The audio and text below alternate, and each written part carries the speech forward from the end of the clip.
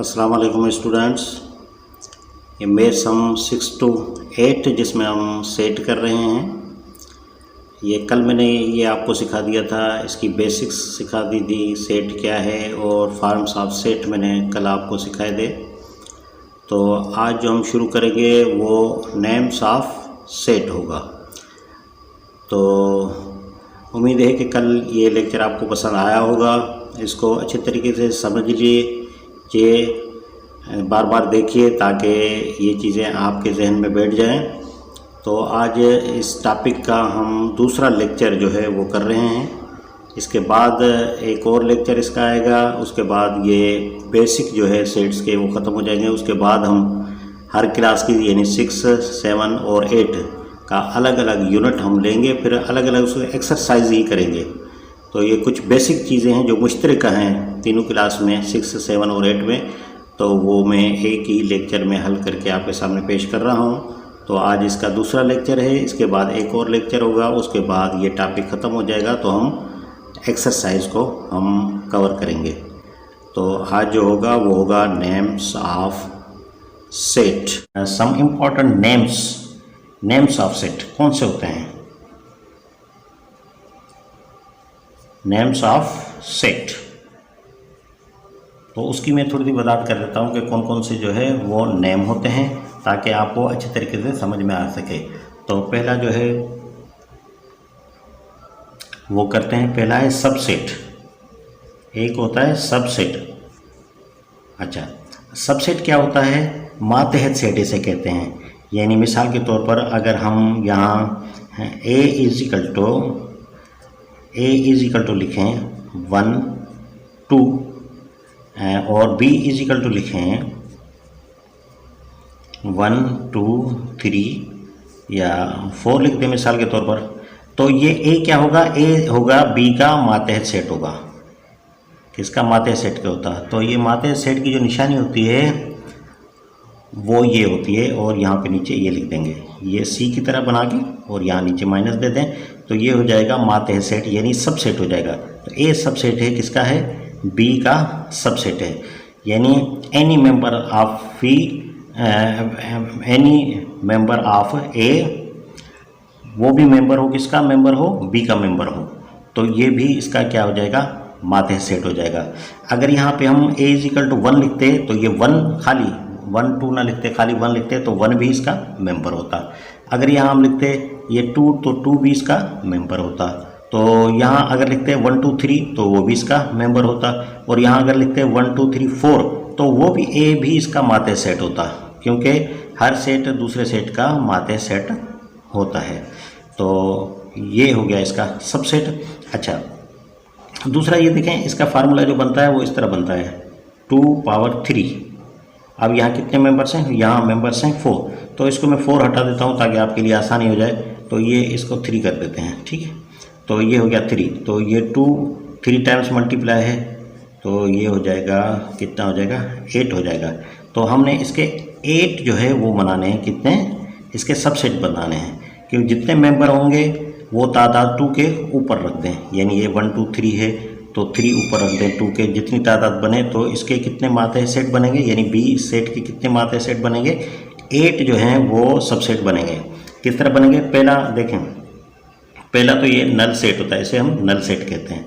और दूसरा क्या होता है? दूसरा ये 1, ये भी इसका सबसेट है। फिर क्या है? 2, जिस तरह मैंने पहले बताया ये 2 भी इसका यानी सबसेट होता है। फिर यहाँ ये 3 खुद का सबसेट होता है। फिर 2 यानी 1, 2, फिर 1, 3 और फिर जो है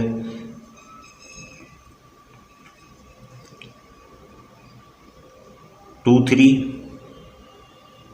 ये आगे 2 के और आखिर में से 1, 2 और 3। तो पावर सेट भी इसी तरह बनाते हैं। क्या बनाते हैं? पावर सेट भी हम इसी तरह बनाते हैं।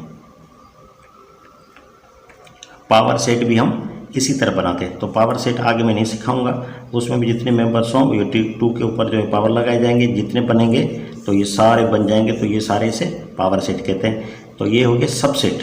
तो सबसेट कितने हो गए 1 2 3 इसके मेंबर्स थे, तो ये 8 बने थे। तो 1 2 3 4 5 6 7 8, तो ये हमारा सबसेट इसका बन गया। अच्छा, दूसरा होता है प्रॉपर सबसेट।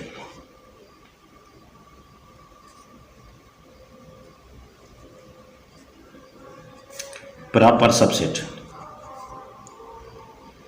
वाजिब मातेहत सेट, वाजिब मातेहत सेट। तो ये इसकी जो निशानी होती है, इसकी निशानी ये होती है, यानी मिसाल के तौर पर अगर हम लिखें, यानी a इज इक्वल टू 1 2 और b इज इक्वल टू ये 1 2 3, एग्जाम्पल वही रहेगा जो मैंने पहले दिया है। ठीक है, इसमें प्रॉपर सबसेट में क्या होता है कि ये जो ए का सेट के जितने एलिमेंट्स होते हैं वो एक कम हो इसमें से। अब देखें ये 1 2 3 है, तो यहाँ 1 2 बस है, यानी 3 बी का इससे ज़्यादा है, तो हम कह सकते हैं कि ए जो है वो प्रॉपर सबसेट है किसका, बी है। तो यानी इसका क्या बनेगा, एक कम बनेगा। तो ये जिस तरह हमने ये बनाए ना, इसके ये 8 बन गए, तो ये यानी 2 पावर ये हो गया 3, तो इसके कितने बन गए, इसके बन गए 8। तो अब हमें क्या बता रहा है कि इसमें एक कम होगा, तो इसमें -1 कर दें तो इजिकल हो जाएगा 7।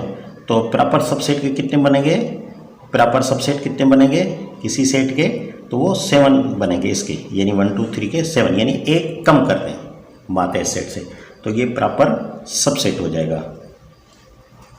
तो इसी तरह तीसरे नंबर पे आते हैं। तीसरे नंबर पे इम्प्रॉपर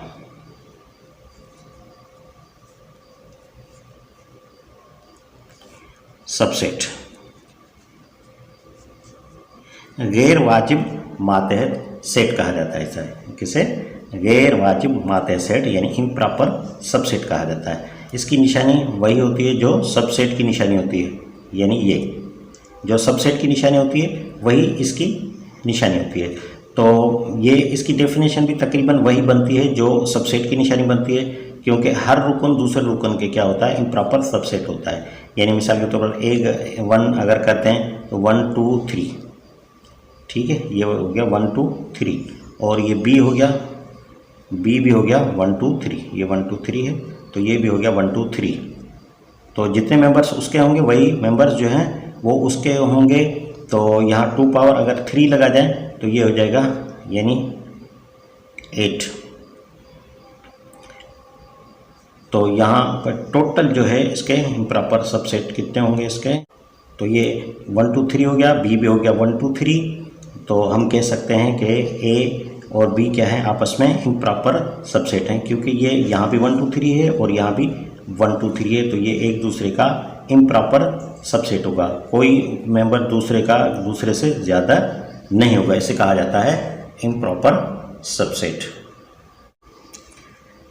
नंबर 4 जो है उसको हम ले लेते हैं, यानी सुपर सबसेट। सुपर सबसेट क्या होता है, सुपर सबसेट की निशानी ये होती है, ये इसको ऐसे करते हैं, यानी ये ए हो गया, ये 1 2 and 3 and b is equal to हो गया 1 2। तो ये इसे बाला सेट कहते हैं, सुपर सेट। तो ये ए हो गया इसका, किसका, ए हो गया इसका बी का सुपर सेट हो गया, क्योंकि ए के मेंबर ज़्यादा हैं किसके, बी के मेंबर से, तो ये हो गया सुपर सबसेट। 5वां नंबर है एम्प्टी सेट,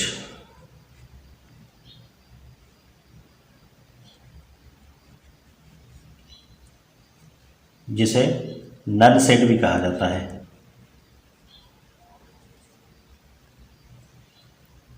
यानी एम्प्टी सेट, नल सेट, यानी नो एलिमेंट्स, इसका कोई भी एलिमेंट्स नहीं होता, इसकी निशानी होती है ये इसकी निशानी होती है। इस तरह करते हैं या इस तरह करके कोई भी एलिमेंट अंदर ना लिखें, कुछ भी ना लिखें।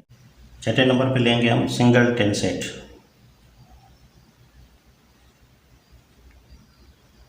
सिंगलटन सेट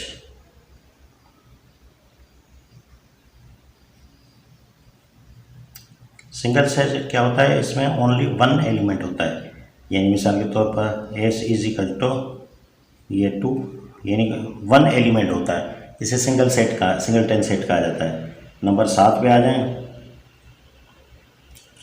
फाइनाइट सेट, महदूद सेट। ये महदूद सेट होता है, जिस तरह मिसाल के तौर पर ए इज इक्वल टू ये हो गया 1 2 एंड 3, ये देखिए आगे नहीं है, 1 2 3 तक है, तो ये फाइनाइट सेट हो गया, यानी महदूद सेट। फिर एक होता है इनफिनाइट सेट, यानी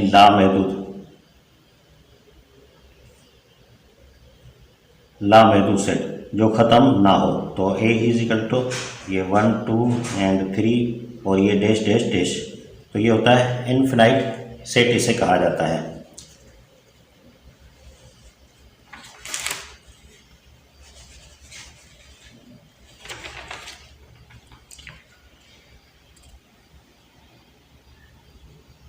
नाइन नंबर पे इक्वल सेट, जो बराबर सेट हो। तो यहाँ इसको ई कर देते हैं। इक्वल सेट पे ये समझ रहे हैं, इसकी निशानी ये होती है, और जो मेंबर्स जो हैं वो बराबर हों, यानी 1 2 एंड 3, तो दूसरे में भी मेंबर जो है वो भी एक जितने ही होने चाहिए और वही होने चाहिए, ठीक है, वही होने चाहिए। या जिस तरह दूसरा एग्जांपल ले लेते हैं, ए इज इक्वल टू ये हो गया ए बी एंड सी, तो दूसरे में भी वही होने चाहिए, यानी ए बी सी, और दूसरा नहीं होना चाहिए कोई भी। इसको कहा जाता है बराबर सेट, यानी इक्वल सेट कहा जाता है। 10 number equivalent set, equivalent set,